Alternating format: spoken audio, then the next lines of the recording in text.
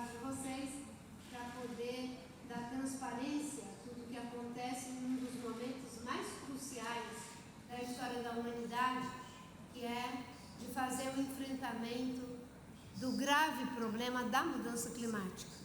E com certeza dar transparência a esse processo é essencial, porque a sociedade tem o direito de saber como, diante de tamanha emergência, qual é o sentido de urgência que as lideranças políticas estão dando para essa grave emergência.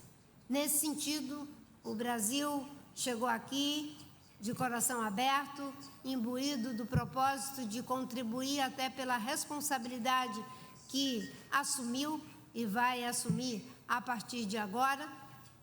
Chegamos com NDCs ambiciosas, como tenho dito, alinhadas com 1.5, comprometidos de que nós precisamos liderar pelo exemplo e de que outros países possam ter NDCs igualmente ambiciosas.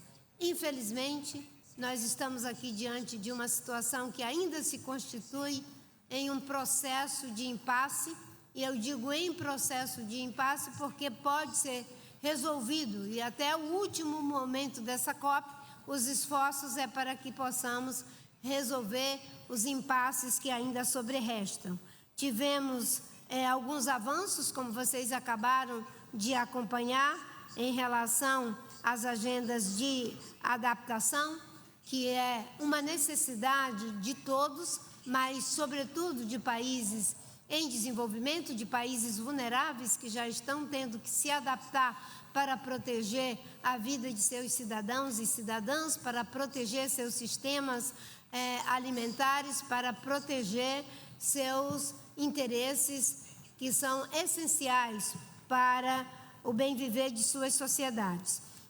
Também conseguimos, após 9 anos de intensas negociações e de debates, da busca por estruturas e arquiteturas que viabilizassem o crédito de carbono, a questão do crédito de carbono. Nós do Brasil vamos continuar trabalhando para que esse processo seja de fato transparente, com a máxima integridade, porque compreendemos que o mercado de carbono, ainda que não seja uma panaceia que vai resolver todos os problemas e necessidades dos países em desenvolvimento, mas é um dos instrumentos importantes, entendendo que a integridade, a credibilidade é essencial. E ainda temos algumas questões que são essenciais, né? Como, por exemplo, a questão de como vamos implementar o consenso dos Emirados Árabes Unidos, e esse consenso ele está inscrito e é altamente necessário, e estamos comprometidos com ele.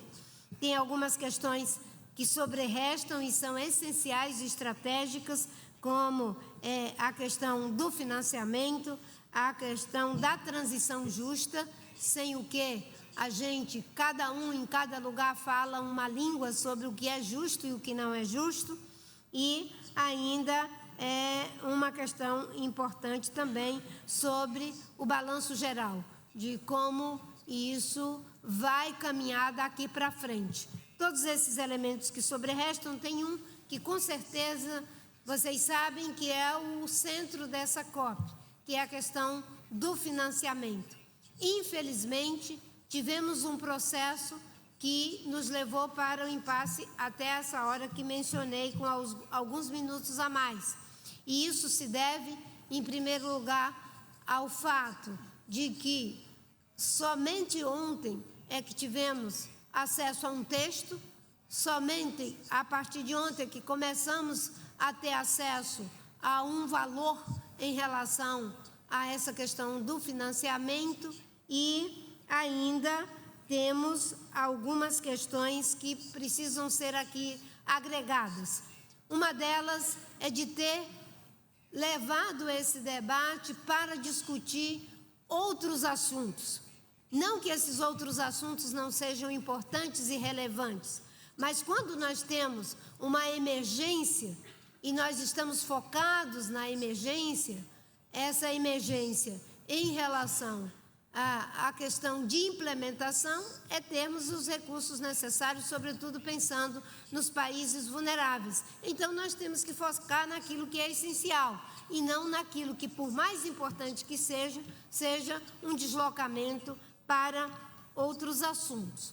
E temos ainda uma questão que foi, eu acho, de, enfim, uma atitude de não ter também um esforço de liderança central, né? E quando eu falo isso, eu não estou dizendo que é apenas uma questão da presidência.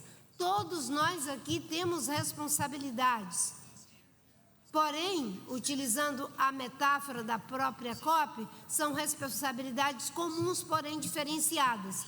Aqueles que são doadores têm a responsabilidade de focar naquilo que são as suas obrigações em relação a financiamento. Os que são beneficiários, e não é benefício para os países em desenvolvimento. O benefício é para implementar, né, a transição, a transformação, que é para o bem de todos nós. Os países em desenvolvimento não estão pedindo recursos para resolver seus problemas de pobreza, ainda que indiretamente isso ajuda, porque mais eventos climáticos extremos vai agravar a pobreza, mas é para cumprirmos com os esforços que será em benefício de todos. Mas ainda estamos já na fase dos pênaltis do jogo, mas vamos continuar fazendo todos os esforços para que possamos sair daqui com aquilo que a sociedade, que a humanidade espera de cada um de nós. Por último, quero dizer da minha satisfação, da nossa satisfação de estarmos a partir de agora, né, assumindo essa delegação, né, recebida do Azerbaijão, obviamente, que depois de todo o processo necessário de sediar a COP30 no Brasil. E como eu disse, a COP30 no Brasil reconhece desde já que o sucesso da COP terá que ser um esforço coletivo de todos nós, de todos os países signatários, da sociedade civil nos seus mais diferentes segmentos, da comunidade científica, de um esforço de mobilização e transparência daquilo que precisamos alcançar. Em Dubai, tínhamos que estar alinhados em termos de compromissos com 1,5. Aqui tínhamos que fazer o alinhamento em termos de financiamento com 1,5. E em Belém, nós temos que estar alinhados com NDCs que sejam robustas, ambiciosas, para podermos dar conta daquilo que, como já disse, é um dos maiores desafios da humanidade. E precisamos, agora talvez, depois da experiência dolorosa que estamos vivendo aqui, de fazer um alinhamento entre cada um de nós em termos de país e nós internamente aos nossos países. Um alinhamento, um realinhamento com os princípios da solidariedade, não é, da fraternidade, que é essencial, da colaboração, sem o que nós não vamos a lugar nenhum e somos independentes de colaborarmos uns com os outros. A Covid que o diga, a mudança do clima que o diga. E ainda, não é, nós queremos um realinhamento em relação àquilo que é a função essencial de um processo multilateral, que é a confiança. Sem confiança, nós não chegamos a lugar nenhum.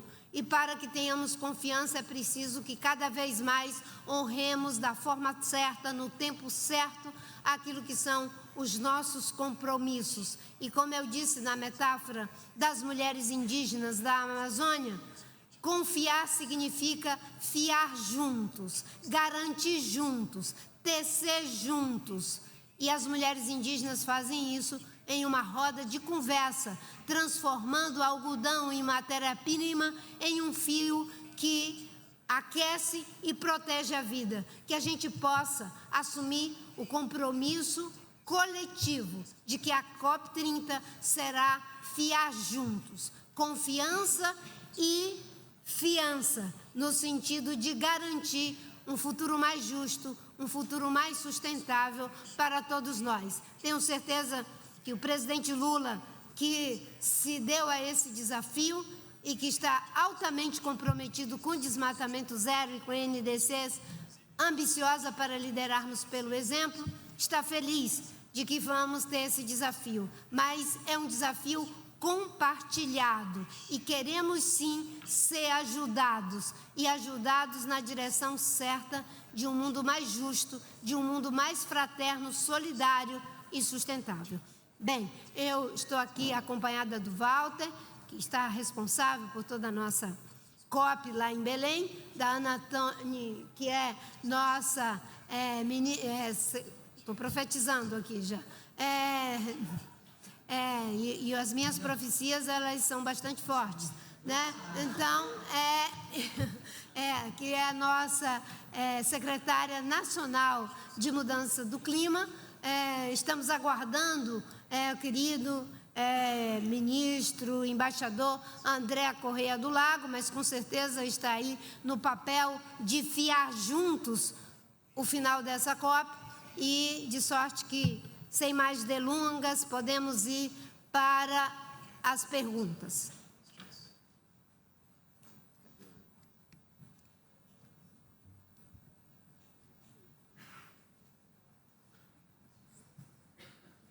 Boa noite, ministra. Boa noite, Ana Toni. Sérgio Teixeira, do Capital Reset. Duas perguntas. A primeira é se teremos um resultado nessa COP. E a segunda, senhora ministra, a senhora mencionou que algumas partes levaram o debate do financiamento para discutir outros assuntos. Eu queria perguntar se a senhora pode ser um pouco mais específica em relação a esse comentário. Obrigado.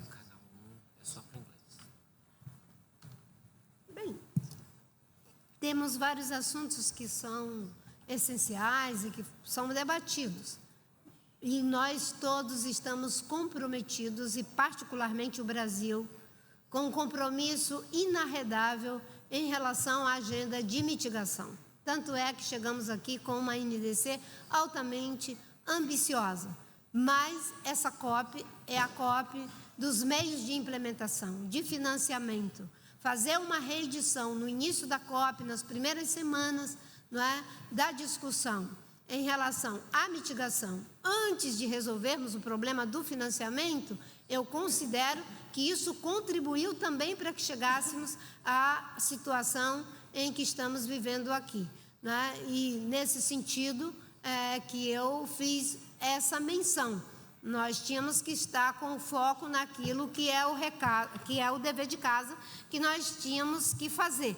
Mas, obviamente, que, como eu disse, é um processo coletivo, somos todos responsáveis. O Brasil tentou colaborar, todos estão tentando colaborar, mas temos responsabilidades que nos são comuns, mas são diferenciadas. Então, estamos aqui, digamos assim, fazendo o manejo que eu espero seja sustentável dos diferentes temas, mas sem perder de vista aquilo que é o essencial e que, infelizmente, teve esses problemas. Um deslocamento do debate em relação a temas que são importantes, mas que o fulcro, o centro, era financiamento. Tardiamente ter um texto que pudesse servir de base para conversarmos e tardiamente também ser apresentado ali, não é? Um valor, uma quantia, para que pudéssemos, a partir dali, tratar. Obviamente que ainda estamos no processo, e no processo temos uma aprendizagem, né, de que somos responsáveis para que daqui saiamos com novos caminhos e novas maneiras de caminhar. Novo caminho com mais recursos para que possamos implementar os compromissos que assumimos. E nova maneira de caminhar, como diz o poeta amazônico Tiago de Mello, né, de que possamos ter o sentido de urgência em relação a tudo que está acontecendo em todas essas agendas, né, de termos o alinhamento com o ponto 5, termos meios de implementação e termos NDCs que sejam suficientemente ambiciosas para podermos dar conta do recado de não ultrapassar 1,5. Boa noite, ministra. Aqui é a Nádia Pontes, da Deutsche Welle. Eu gostaria de perguntar até quando a senhora fica em Baku. E nós tivemos à tarde uma cena, né, em que o representante das pequenas ilhas saiu da sala de negociação. Gostaria que a senhora contasse um pouco o que aconteceu desde então, como é que estão essas negociações, se vocês, o Brasil tentou trazê-los de volta, como é que está aí essa situação? Obrigada.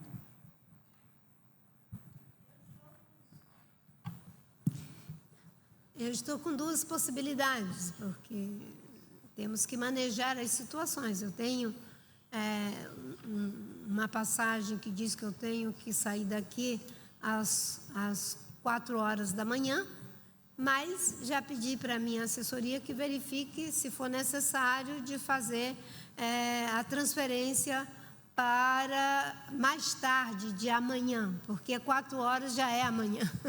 Então, estamos fazendo esse manejo. Em relação ao esforço das pequenas ilhas, aqui o esforço é honrar o compromisso que nós sempre assumimos, não deixar ninguém para trás.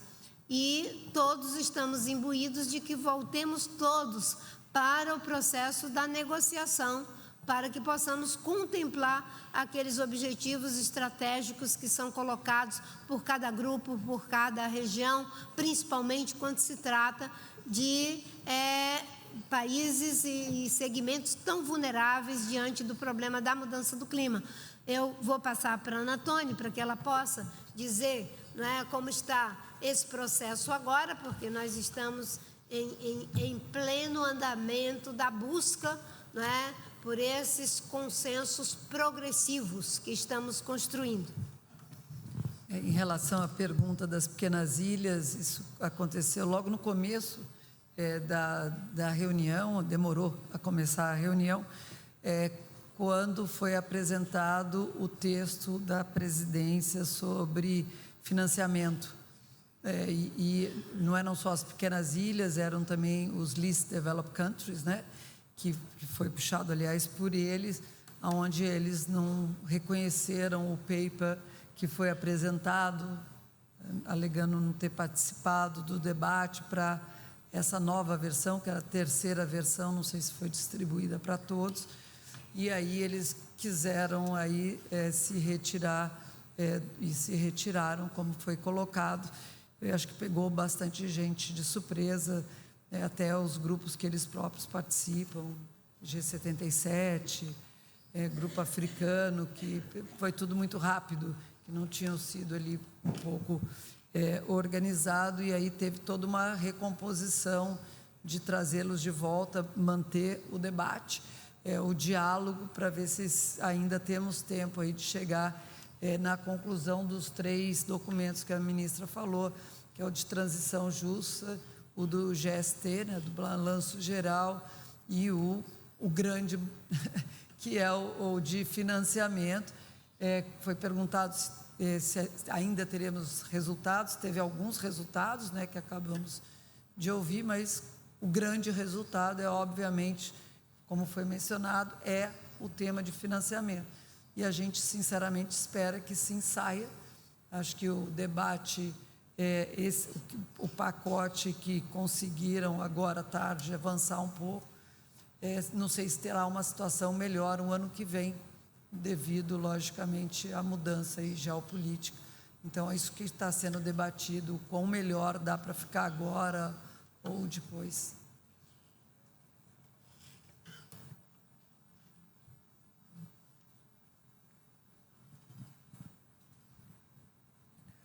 Hello, my name is Matthew Carr. I'm from Kazi.org, basically a news site for carbon markets and sustainability. And I'm interested in the deal on carbon markets. Can you describe what it was like in a negotiation room, why it took 10 years nearly for these markets to be properly operationalized? For years, the argument was, we want the finance first, the developing countries were saying, then you can have your carbon markets. You've given the carbon markets to the developed countries, so why aren't they coughing up with the finance?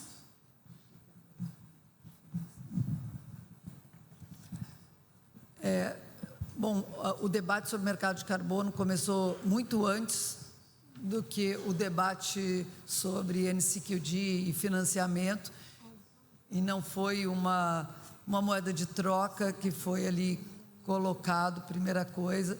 O debate, como todos sabem, tanto o 6.2 quanto o 6.4 é altamente técnico, detalhado, tem a ver com a legislação nacional de muitos dos países também.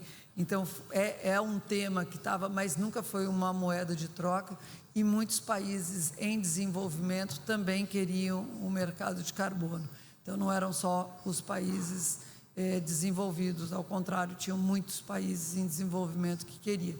Então, foi um debate de 9 anos, realmente muito longo, e acho que, como vimos ali, até aplausos no final ali da sessão, quando foi aprovado, que eu acho que tinha para todo mundo ali, querendo chegar ao fim desse processo, para a gente agora implementar o mercado de carbono com a robustez e mantendo a integridade ambiental, que eu acho que é o grande prioridade no nosso caso, é manter essa integridade ambiental. E por coincidência, nessa mesma semana, ou semana passada, o mercado de carbono no Brasil também foi aprovado. Então, agora, acho que o mercado de carbono, a implementação do mercado de carbono, vamos ver se tem a sanção ainda do presidente Lula, mas sendo sancionado, ela vai acontecer em paralelo à implementação com o mercado de carbono internacional, então, aonde as integridades e aí os registros, autorizações possam também serem mantidos par a par com o mercado internacional.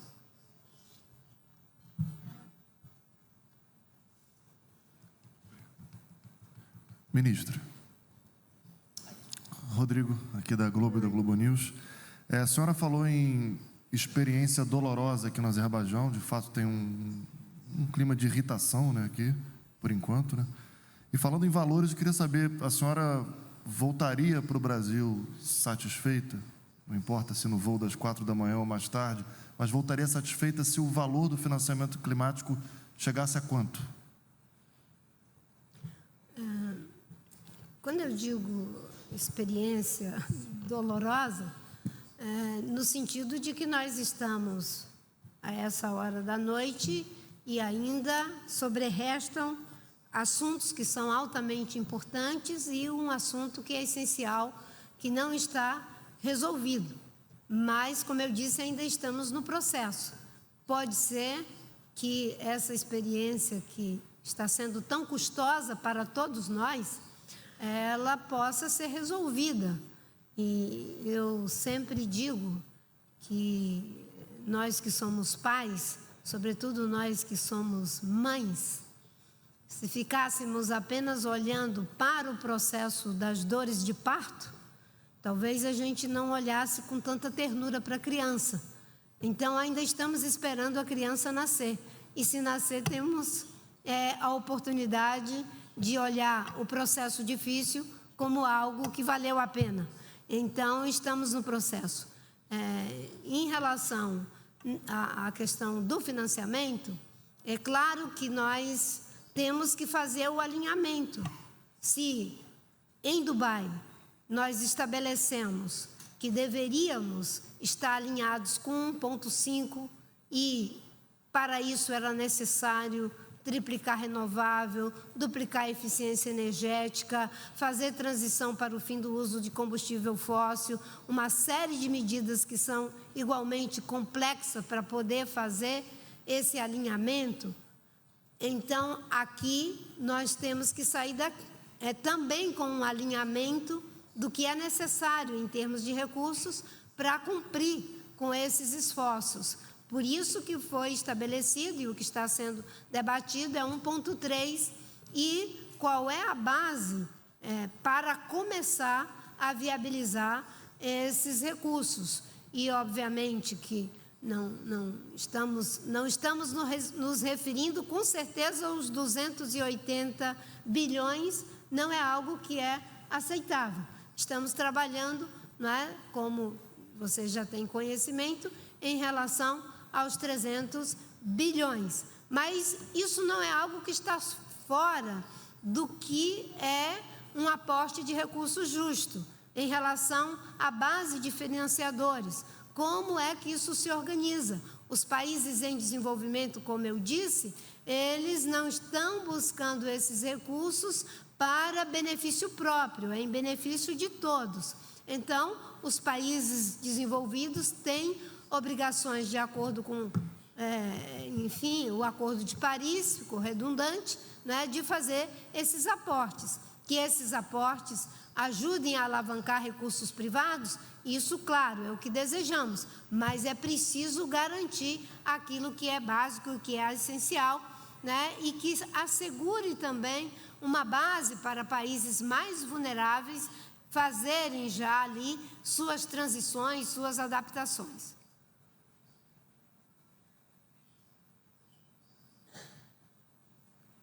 Obrigada. Boa noite, ministra. Daniela Chiaretti, do Valor Econômico. A senhora usa essa imagem bonita das mulheres indígenas desfiando juntas, mas o Brasil assume a COP30 no Brasil com o que aqui está se chamando o elefante na sala, com a administração Donald Trump no poder. Como a senhora imagina que seja possível fiar junto? Acho que a imagem das fiandeiras, não sei se tem tradução para isso que eu falei agora, né? Das mulheres tecelãs, me é muito inspiradora e me enche de esperança, porque o convite para sentar à roda, conversar e fiar é feito para quem chega na roda, não é? Então, o convite está posto para todos aqueles que têm consciência do grave problema que a humanidade tem que enfrentar. Ainda mais quando essa consciência tem o peso de ser o segundo maior emissor do planeta. Ainda mais quando essa consciência tem o peso de saber que tem a maior quantidade de recursos financeiros e tecnológicos. Ainda mais quando essa consciência tem o peso de saber que os cidadãos e as cidadãs de suas sociedades já pagam um preço muito alto e com as próprias vidas. E ainda mais quando essa consciência tem o peso de saber que voltamos para o Acordo de Paris e que já estamos até tendo investimentos, fazendo vários investimentos climáticos. Então, o convite, né, é para que possamos fiar juntos. Agora, se sai alguém da roda, a gente não para de tecer, a gente não para de fiar. Não paramos quando os Estados Unidos não entrou, enfim, no protocolo de Kyoto, no Acordo de Paris. Mas também não deixamos de reconhecer que é um prejuízo muito grande. E é um prejuízo não só para os países em desenvolvimento, para os países em desenvolvido que estão nessa agenda, mas um prejuízo para toda a humanidade. Um prejuízo, inclusive, político, porque o povo americano está sofrendo as consequências dos eventos climáticos extremos que estão ficando cada vez mais frequentes e intensos. Por isso que eu falei, né, que a palavra fiar tem duplo sentido. Tem o sentido de tecer e tem o sentido de afiançar. O mundo precisa de tecer com confiança.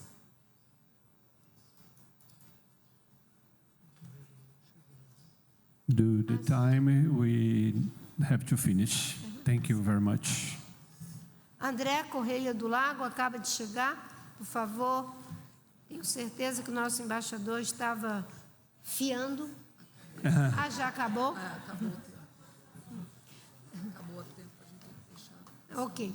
Obrigada a todos e vamos continuar fiando juntos as negociações e as informações.